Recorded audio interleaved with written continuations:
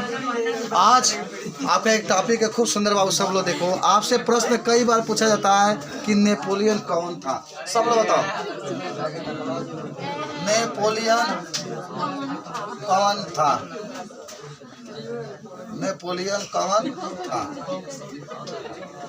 सब लोग ध्यान रखो, आपसे प्रश्न पूछा जाएगा बाबू। सब लोग देखो, आपसे कोई पूछा कि नेपोलियन कौन था, पहला पाठ में क्या आपको याद है? आज याद करो सब लोग मेरे साथ, सब लोग मेरे साथ याद करेंगे। देखो,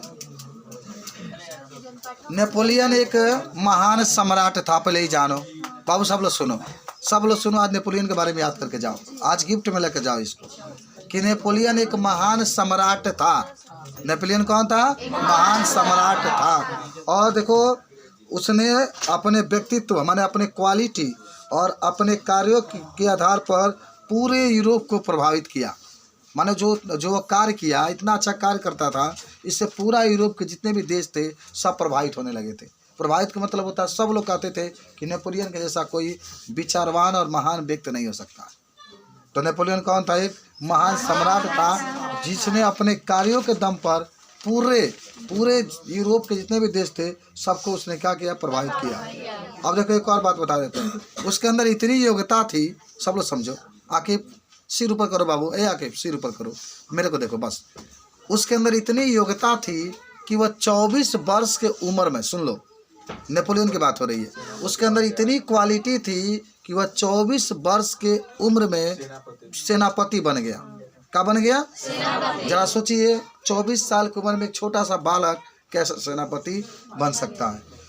उसने कई युद्धों में, अच्छा वो कहाँ का था मालूम है ना? वो फ्रांस का था, ये ध्यान रखना। नेपोलियन फ्रांस का था। उसने कई युद्ध लड़ा,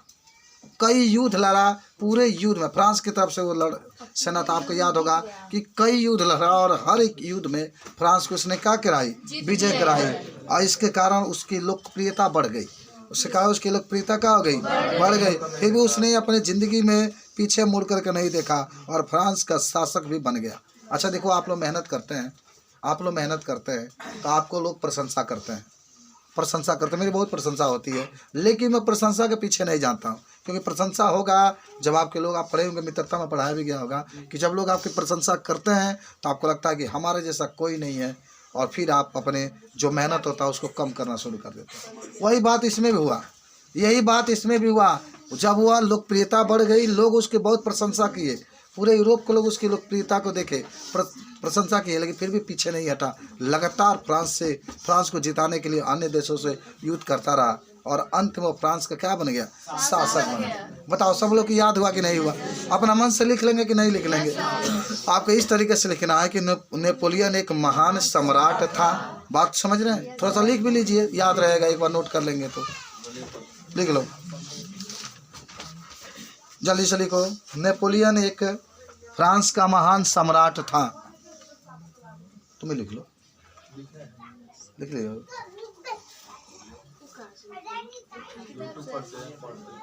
नेपोलियन एक फ्रांस का महान सम्राट था। मन हैबिट हो जाएगा। महान सम्राट था। आगे लिखना, वह अपने व्यक्तित्व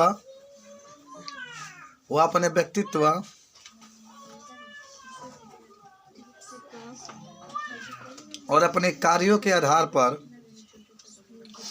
वह अपने व्यक्तित्व और कार्यों के आधार पर पूरे इतिहास को प्रभावित किया।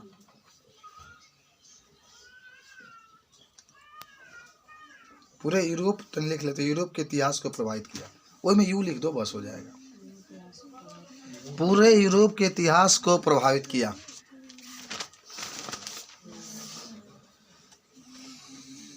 आगे लिखो, अपने योग्यता के बल पर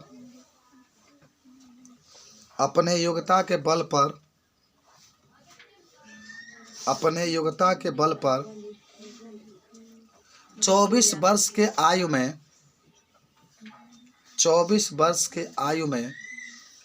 वह फ्रांस का सेनापति बन गया। 24 वर्ष के आयु में वह फ्रांस का सेनापति बन गया।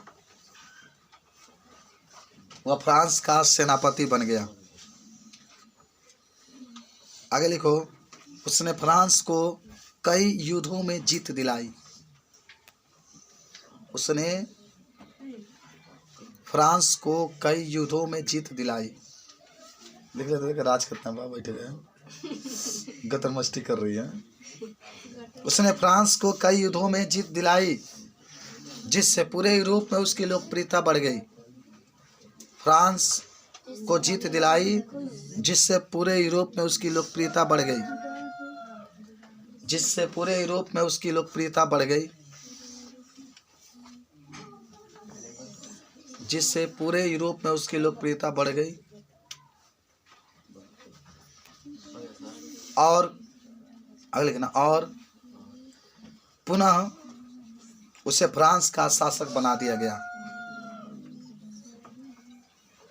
और पुनः उसे फ्रांस का शासक बना दिया गया।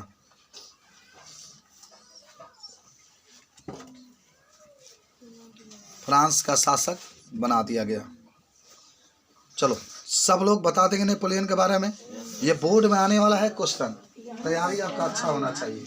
अच्छा चलिए, एक और हेडिंग आज लास्ट पढ़ेंगे हम लोग। उसके बाद से अपने घर के लिए प्रस्थान हम लोग करेंगे, जहाँ आपके माता पिता आपका वेट कर रहे होंगे। सुंदर सुंदर भोजन बना करके हमारे बच्चे आएंगे तो उसको खिलाएंगे अपने हाथों से। चलिए, आज की बात होगी उदारवादी। उदारवादी से आप क्या समझते हैं? उदारवादी से आप क्या समझते हैं? सबको याद भी होगा। क्या समझते हैं? कुछ समझते हैं आप लोग? माने देखो, उग्रवादी का मतलब उग्रवादी नहीं, उग्रवादी तो आतंकवादी को कहा जाता है। उदारवादी, उदारवादी, ठीक है ना। देखो आपको बता दें कि उग्रवादी जो लोग होते हैं या उग्रवादी विचारधारा वाला, सब लोग याद करो बाबू मुस्तफा। उग्रवादी विचारधारा वाला जितने भी लोग होते हैं वह धर्म को नहीं मानते हैं। वह धर्म को क्या करते हैं? अपने देश के विकास में और अपने विकास को प्राथमिकता देते हैं। वही चाहते हैं कि मैं बहुत आगे जाऊं, मेरा बहुत अधिक विकास हो। वह धर्म के पीछे नहीं जाते हैं। अमेरिका क्यों इतना आगे है? वह धर्म के पीछे नहीं जानता है। हम लोग क्यों इतने पीछे हैं? हम धर्म की प्राथमिकता देते हैं। धर्म की प्राथमिकता देते हैं। जरा आप सोच कर देखिए, क्या अगर आप डॉक्टर होते और अगर कहीं अस्पताल में रहते, लगातार मरीजों की सेवा करते, तो आपका अनुभव बढ़ जाएगा बहुत। किसी भी मरीज को देख करके कह सकते हैं कि ये आपका है। बात समझ रहे हैं? लेकिन अगर जरा सोचिए, आप धर्म में उलझ जाएं, आपका अस्पताल है, 2 दिन छठ पूजा है तो 2 दिन के लिए बंद कर दें, न जाए अस्पताल में। फिर आपका दीपावली है तो न जाएं, तो इससे आपका अनुभव कम हो जाएगा।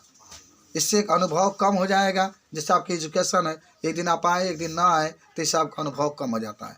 लगातार आप आते हैं तो अनुभव ज़्यादा बढ़ता रहता है। तो वही बात उदारवादी की होती है। लगातार ये परिश्रम करते रहते हैं, धर्म पर अपना विचार नहीं रखते हैं, अपने विचार अपने विकास पर रखते हैं। तो लिख लो इसको, उदारवादी वे लोग होते हैं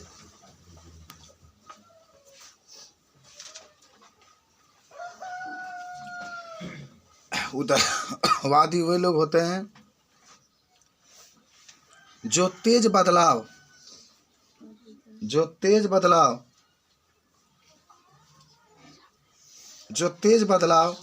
और विकास को प्राथमिकता देते हैं। जो तेज बदलाव और विकास को प्राथमिकता देते हैं। वह धर्म को प्राथमिकता नहीं देते हैं। वह धर्म को प्राथमिकता नहीं देते हैं। वह धर्म को प्राथमिकता नहीं देते हैं। तेज बदलाव और विकास को प्राथमिकता देते हैं। वह धर्म को प्राथमिकता नहीं देते हैं। सब लोग लिख लिए, वह धर्म को प्राथमिकता नहीं देते हैं। चलो आगे बढ़ते हैं बाबू, आगे बढ़ते हैं। अब हमारी जो बात होगी, तीसरा आज का लास्ट रीडिंग रहेगा, जिसका नाम होगा रूढ़िवादी। रूढ़िवादी आपको याद है क्या? रूढ़िवादी सब बच्चा लोग बताएंगे, इसी का उल्टा होगा। रूढ़िवादी से आप क्या समझते हैं? रूढ़िवादी से आप क्या समझते हैं? रूढ़िवादी से आप क्या समझते हैं?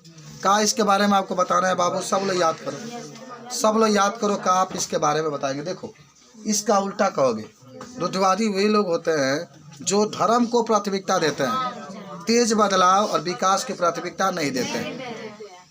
अब आप लोग को ऐसा बनना है ना कि उदारवादी बनिए। हाँ, धर्म की प्राथमिकता दीजिए, लेकिन जो आपका कर्तव्य है उस पर अग्रसर होते रहिए। दीजिए, ऐसा नहीं है कि ना दे। अरे आपका धर्म है तो मान के चलेंगे तभी तो, नहीं तो लोग आपको समाज से रिजेक्ट कर देंगे। भाग, रिजेक्ट हो गए। हाँ चलो लिखो, रूढ़िवादी में लिखो, लिखो। हाँ क्या लिखेंगे? अच्छा लिख लिए, जो नहीं लिखे लिख लो। रूढ़िवादी में वही लोग आते हैं, रूढ़िवादी में वही लोग आते हैं जो धर्म की प्राथमिकता देते हैं, जो धर्म की प्राथमिकता देते हैं, जो धर्म की प्राथमिकता देते हैं। आगे लिखना, तथा वह तेज बदलाव और विकास को, तथा वह तेज बदलाव और विकास को प्राथमिकता नहीं देते। वह तेज बदलाव और विकास को प्राथमिकता नहीं देते। तो चलिए आज के लिए इतना रहेगा, बाकी का हम लोग नए उत्साह के साथ कल मिलते हैं। ठीक है, ओके।